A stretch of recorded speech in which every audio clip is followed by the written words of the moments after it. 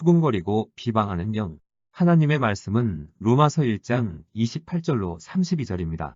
또한 저희가 마음에 하나님 두기를 싫어하매 하나님께서 저희를 그 상실한 마음대로 내어 버려두사 합당치 못한 일을 하게 하셨으니 곧 모든 불의, 추악, 탐욕, 악의가 가득한 자여, 시기, 살인, 분쟁, 사기, 악독이 가득한 자여, 수군수군하는 자여, 비방하는 자여, 하나님의 미워하시는 자여, 능욕하는 자여, 교만한 자여, 자랑하는 자여, 악을 도모하는 자여, 부모를 거역하는 자여, 우매한 자여, 배약하는 자여, 무정한 자여, 무자비한 자라.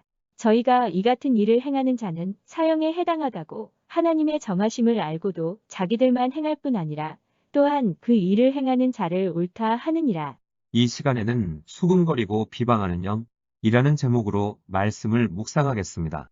본문을 보면 하나님을 마음에 두기 싫어할 때에 나타나는 죄들을 열거하고 있습니다. 이러한 것이 죄라는 것을 알면서도 자기만 행할 뿐 아니라 이를 행하는 사람도 옳다 한다고 했습니다. 성경은 이 세상에서 남에 대해 이러쿵저러쿵 하는 것이 재미있는 일 중 하나라고 기록하고 있습니다. 잠언 18장 8절에 나쁜 소문을 퍼뜨리고 다니는 사람의 말은 맛있는 음식과 같아서 사람들은 그것을 삼키기 좋아한다.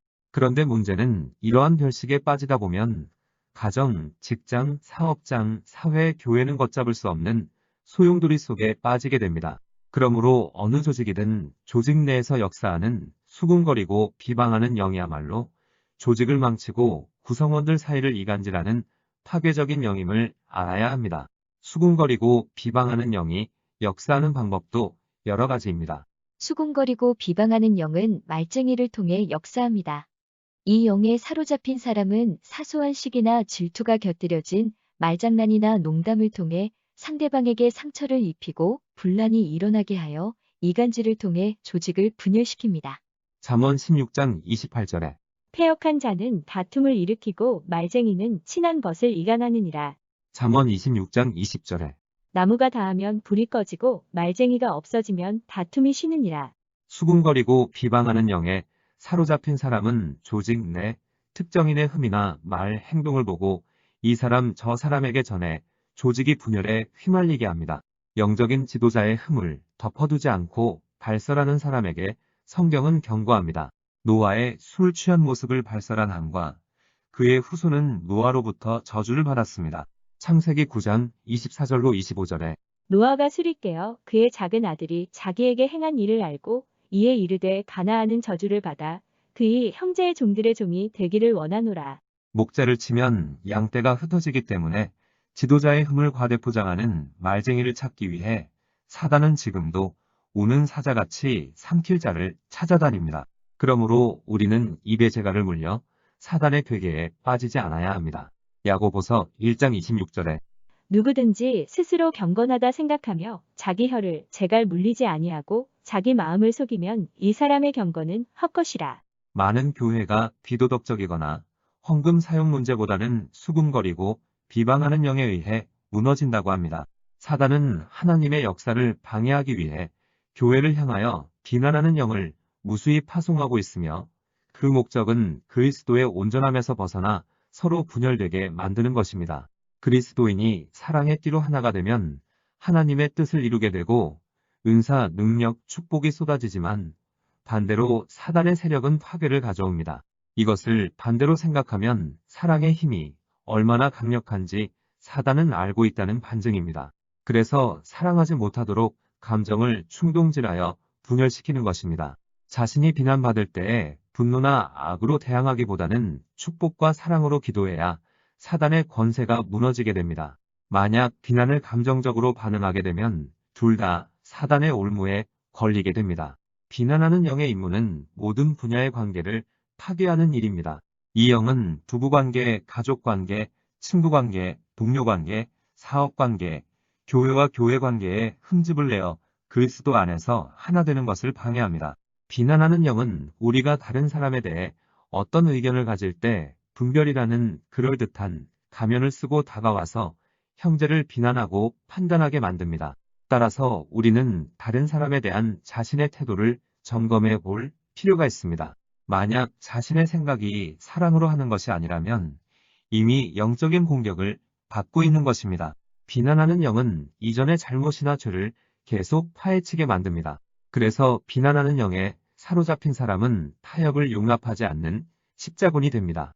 대부분의 경우 다른 사람이 잘못되었거나 부족하다고 생각하는 부분에 대해 하나님은 기도해 주길 원하십니다. 다른 사람의 부족한 부분을 위해 기도했더라면 그 사람이 영적으로 성장하고 부족한 부분을 보완할 수 있었을 텐데 비난의 영이 역사하여 정죄하게 만드는 것입니다. 누군가를 계속해서 비난하는 사람은 형제를 사랑으로 섬기려는 자세가 되어 있지 않다는 반증입니다. 그리스도인이 어떤 사람이나 목회자나 교회의 불완전함을 발견하는 일은 영성의 표적이라고 할 수 없습니다. 눈에 보이는 것으로 무엇을 할 것인가는 그 사람의 신앙 성숙도에 달려 있습니다. 사단은 목회자가 저지른 조그만 잘못 때문에 성도들이 그 목회자에 대한 신뢰를 잃게 하여 목회자가 전하는 메시지를 믿지 않게 합니다. 가정, 직장, 사업장에서도 마찬가지입니다. 비난하는 영은 대부분 좋은 일이 일어나기 직전이나 직후에 강하게 역사합니다. 그래서 조직이나 교회의 발전이 심각하게 저해되는 것입니다. 비난하는 영이 어떤 사람의 마음속에 침투했을 때 그 사람이 하는 비난의 말에 심한 독소와 위협이 가득 차서 평소 같으면 현명하게 처신하는 사람조차도 갈피를 잡지 못하고 그 영향력에 미혹되고 맙니다. 비난의 영에 사로잡힌 거의 대부분의 사람이 예수로부터 눈을 떼고 문제에 집착하는 것입니다. 비난하는 영의 영향력을 받으면 조직과 교회는 전쟁터가 되어 사람들 사이에 상호불신과 두려움을 자아냅니다. 그 결과 조직과 교회는 황폐해지거나 갈라지고 당사자들에게 좌절감과 쓰라림을 안겨줍니다. 그리스도인이라면 누구나 한두 번은 비난하는 영의 공격을 받으며 또한 이 영의 영향력을 물리치려고 애쓴 경험이 있기 마련입니다. 비난하는 영에게 공격을 받으면 믿었던 사람이 갑자기 멀어지고 오랫동안 지속된 관계가 소원해지고 조직과 교회의 비전이 분열과 움츠림으로 인해 수렁에 빠지게 됩니다. 비난하는 영의 공격 대상은 어떤 개인이나 교회에 그치지 않습니다. 이들은 도시 전체는 물론 한 국가를 공격하기도 합니다. 자신의 행동이 마귀의 영향을 받았다는 사실을 위장하기 위해 비난하는 영에 사로잡힌 사람은 종종 양의 탈을 씁니다. 이러한 사람은 이웃을 모기만한 크기의 잘못으로부터 보호한다는 명목으로 약대만한 크기의 사랑이 없는 행동을 합니다. 성경에서 벗어나는 행동을 바로잡기 위해 성경적이 아닌 방법을 선택하는 것입니다. 사도 바울이 말한 온유한 심령은 어디로 갔는지 흔적이 없습니다. 갈라디아서 6장 1절에 형제들이여 어떤 사람이 무슨 범죄한 일이 드러나거든 영의 사람인 여러분은 온유한 마음으로 그런 사람을 바로잡아주고 자기를 살펴 유혹에 빠지지 않도록 하십시오. 책망은 형제를 참수하는 자의 방법이 아니라 그리스도의 방법으로 해야 합니다. 영혼을 사랑하는 마음으로 하는 것이 아니라면 실상은 참수하는 것입니다. 요한계시록 2장과 3장을 보면 예수님이 아시아에 있는 교회들을 책망하셨을 때 약속과 칭찬 사이에 책망을 끼워 넣으셨습니다. 예수님은 교회를 격려하신 후에 책망하신 것입니다. 책망만 하신 사대 교회와 라오디게아 교회에 대해서도 예수님은 여전히 변화를 위한 은혜를 베푸셨습니다. 이것이 바로 예수님의 방법입니다. 비난하는 영이 사용하는 무기를 살펴보면 첫째, 죄가 될 만한 나쁜 짓입니다. 성령이 죄를 책망하실 때 회개하지 않으면 사단이 틈을 타 용서받을 수 없는 죄를 지은 것처럼 정죄합니다. 그러므로 회개는 미루지 말고 깨닫는 즉시 해야 합니다. 죄를 회개하지 않으면 사단은 스스로 자신을 정죄하게 만들 뿐 아니라 다른 사람을 비난하고 정죄하는 마음을 불어넣습니다. 비난하는 영이 사용하는 무기는 둘째, 과거에 저지른 죄와 실수입니다. 사단이 역사할 때 형제 사이에 시기와 두려움을 조장합니다. 그래서 다른 사람의 성공 때문에 자신의 안정이 도전을 받으면 다른 사람이 과거에 저지른 잘못을 들추어냅니다. 이렇게 해서 자신의 잘못을 은폐시키려 합니다. 시기심이 자라갈수록 비난하는 영은 정상적인 사고를 불가능하게 하여 특정한 사람이나 교회의 잘못만 보이게 합니다. 그 결과 책망하고 경고하는 방법밖에 없다고 생각하기에 이르게 됩니다. 그러나 사실은 비난하는 영의 지배를 받기 때문입니다. 시기하고 비난하는 것을 회개하지 않기 때문에 서로 간에 벽을 쌓아서 사단에게 좋은 먹거리를 제공하는 것입니다. 그러다 보니 첫사랑을 잃어버린 지도자가 성령의 운행하심에 순종하는 지도자를 핍박하거나 한때 신앙 부흥을 주도했던 사람이 새로운 신앙 부흥을 주도하는 사람을 핍박하는 것입니다. 직장과 사업장에서도 마찬가지입니다. 탐욕에 사로잡힌 사람이 순수하게 일하는 사람의 발목을 잡거나 창조적인 업무 처리로 사랑받는 사람을 핍박합니다. 형제를 핍박하라는 성경 구절은 어디에도 없습니다. 갈라디아서 4장 29절에 육체를 따라 난 자가 성령을 따라 난 자를 박해한 것 같이 이제도 그러하도다. 이스마엘이 이삭을 핍박한 것이 한 예입니다. 형제를 핍박하는 사람은 자신이 하나님을 잘 섬긴다고 착각합니다.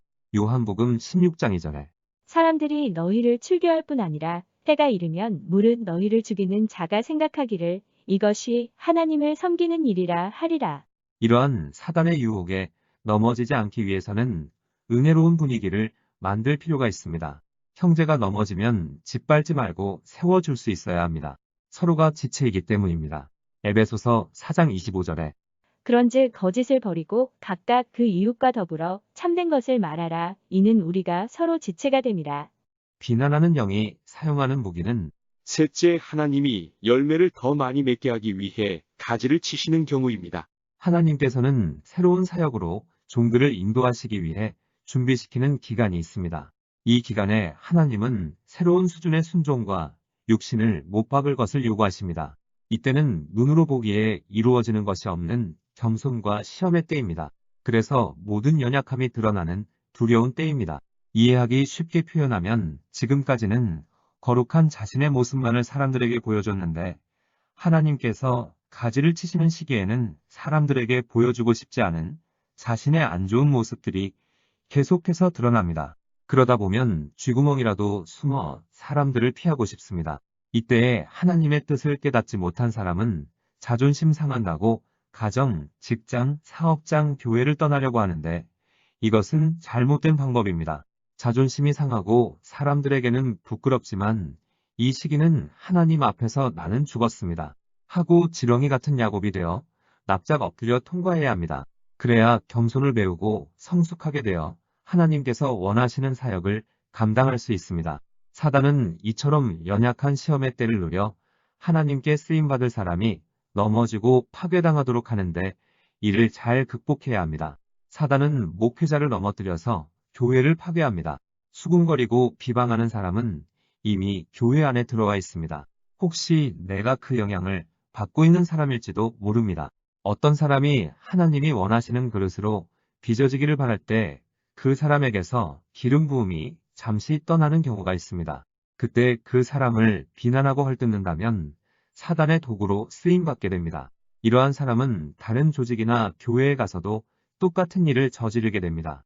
유다서 1장 19절에 이 사람들은 분열을 일으키는 자며 육에 속한 자며 성령이 없는 자니라. 하나님은 쓰임받을 사람을 훈련하고 계시는데 이들을 위해 기도하는 대신 비난하는 사람과 참소하는 자를 도운 사람은 주검이 있는 곳에 모여드는 독수리와 같은 사람입니다. 비난의 영에 사로잡힌 사람은 비난받는 사람의 덕성이나 장점을 결코 보려고 하지 않습니다. 그 사람은 이미 끝난 사람이야. 개전의정이 안 보이는 사람이야. 이렇게 판단하고 정죄해버립니다. 진정한 책망은 보복하는 마음이 아니라 사랑하는 마음으로 해야 합니다. 디모데후서 2장 25절로 26절에 거역하는 자를 온유함으로 훈계할지니 혹 하나님이 그들에게 회개함을 주사 진리를 알게 하실까 하며 그들로 깨어 마귀의 올무에서 벗어나 하나님께 사로잡힌 바 되어 그 뜻을 따르게 하실까 함이라. 사단은 형제를 참소하여 분열시키지만 그리스도는 사랑 안에서 형제를 하나 되게 하십니다. 요한복음 10장 10절에 도둑이 오는 것은 도둑질하고 죽이고 멸망시키려는 것뿐이요 내가 온 것은 양으로 생명을 얻게 하고 더 풍성히 얻게 하려는 것이라. 그렇다면 자신이 비난받고 있을 때 어떻게 해야 할까요? 시편 46편 10절에 너희는 가만히 있어 내가 하나님 됨을 알지어다.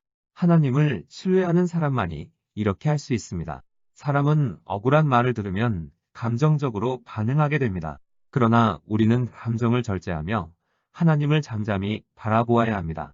바꾸어 말하면 하나님께서 비난을 통해 어떻게 일하시는지 지켜봐야 하는 것입니다.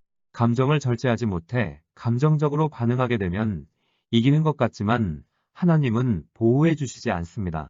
그리고 잠잠히 하나님만을 바라보고 의지할 때까지 계속해서 훈련을 시키십니다. 비난이 시작되면 끝이 없을 것 같지만 통제 불가능한 것도 아닙니다. 우리는 비난받는 것을 두려워하지 말아야 합니다. 왜냐하면 하나님은 그것을 선으로 바꾸실 것이기 때문입니다.